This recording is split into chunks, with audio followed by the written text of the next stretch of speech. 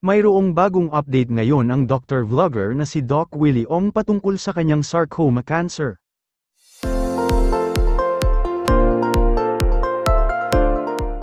Sa kanyang social media page ay ibinahagi nito ang kanyang larawan kung saan nabawasan na ang kanyang buhok.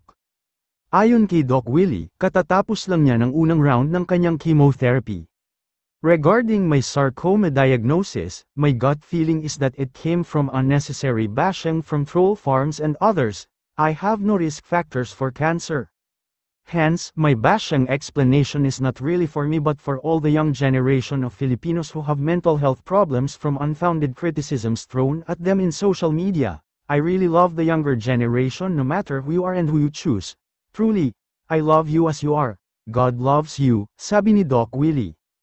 Aniya, napatawad na raw niya ang mga naging bashers niya nang tumakbo siya sa pagka-bise-presidente. I forgive you if you bashed me in the past. For the children and young adults, stay strong, fight with me, forgive your perceived enemies, keep living, keep loving, that is all I ask of you, sabi pa ni Doc Willie. Nagpaalala rin si Doc Willie sa mga kabataan, sabi pa ni Doc Willie, P.S. Sa mga kabataan, mahal na mahal ko kayo. I prayed so long so that I can reach you. This sarcoma may be a blessing in disguise because I can now reach you. If that is so, then I gladly accept the deal. Thank you God. PPS, second chemo cycle today. Lost 98% of my hair. Repeat PET scan in 3 weeks to see if have progress. Good or bad news.